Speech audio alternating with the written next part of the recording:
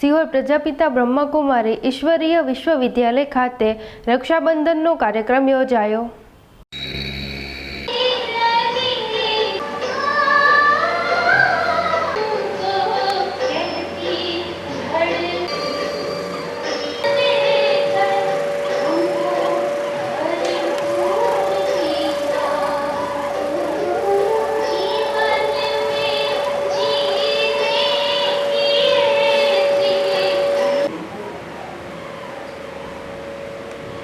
પુરુષોત્તમ સંગમમાં દરેક તહેવાર આપણે અલૌકિક રીતે મનાવીએ છીએ। અત્યાર સુધી જે પણ તહેવાર બધા મનાવ્યા અલૌકિક રીતે, અને બધા તહેવારોનો શિવ બાબાએ ખૂબ સરસ આપણને રહસ્ય બતાવ્યું છે।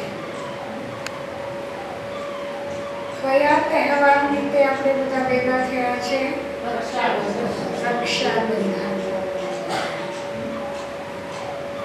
આપણે જોઈએ છીએ કે રક્ષાબંધનના તહેવારે બેન ભાઈનો કેટલો સ્નેહનો સંબંધ છે। બેન ભાઈને રાખી બાંધે છે, મોઢું મીઠું કરાવે છે। રક્ષાબંધન જો આપણે ઈશ્વરીય બંધનમાં બંધાઈએ, નિયમોના બંધનમાં બંધાઈએ તો ઓટોમેટિક આપણી રક્ષા છે।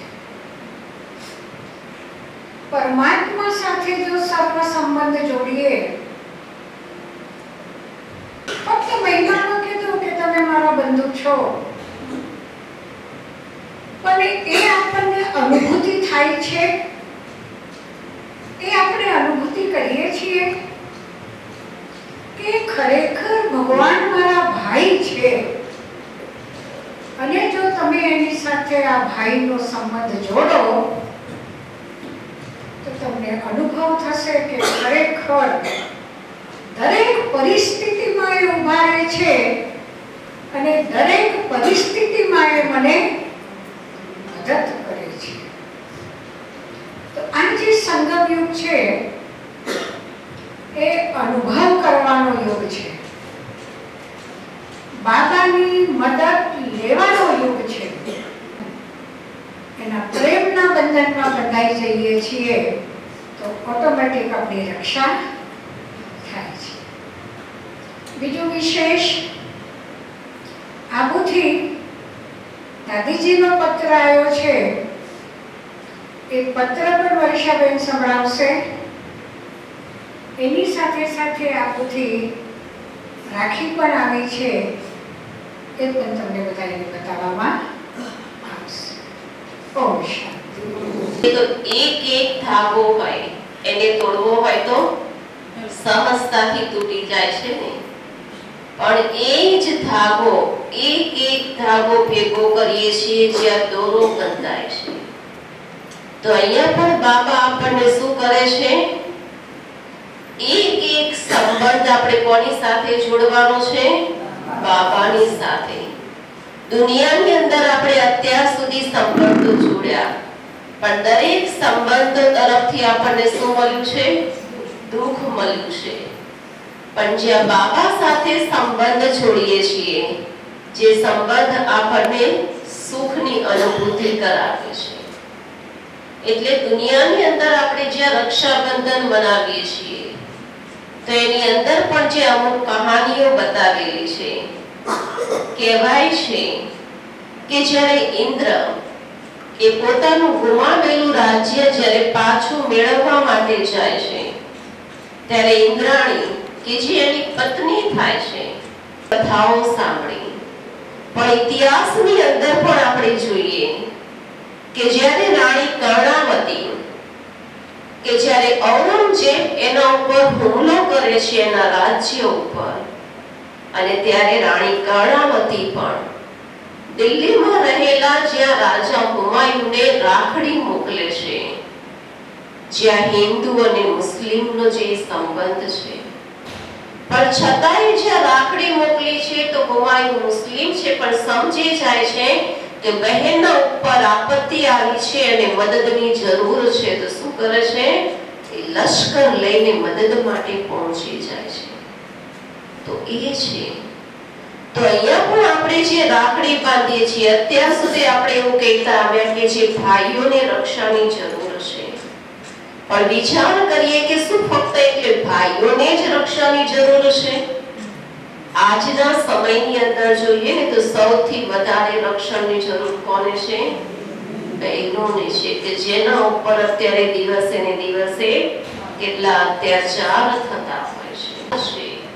તો જ્યાં દર વર્ષે આબુથી દાદી આપણને રાખડી મોકલે છે, આજે તમે જુઓ જે આ સંગમ યુગ છે એને શું કહેવામાં આવે છે? संगम युग ने શું કહેવામાં આવે છે? पावन पर्व की हार्दिक शुभकामनाएं।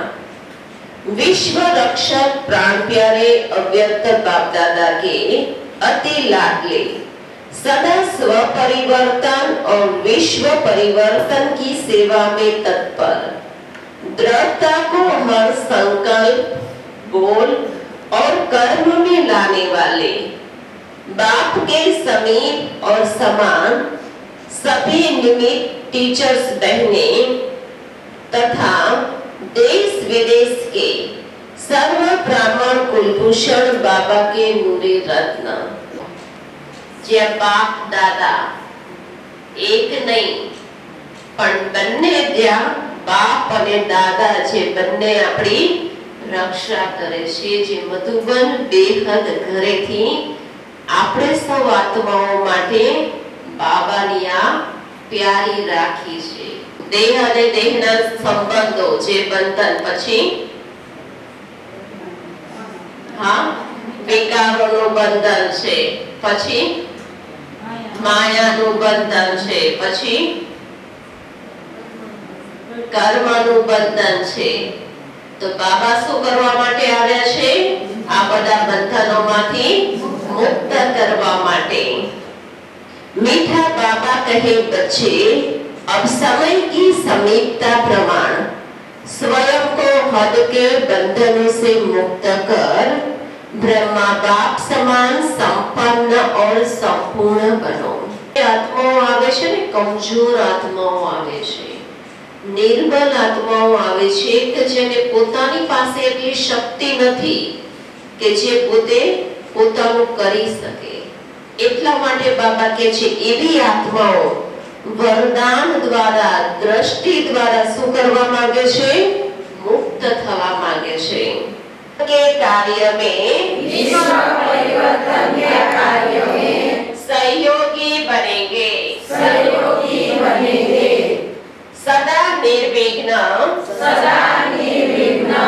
निर्विकल्प बनकर रहेंगे और सबको बनाएंगे. समय हर एक यही समझे कि यह पावन राखी हमें पर्सनल बाप दादा और अव्यक्त स्वरूपा दादियों की ओर से आई है.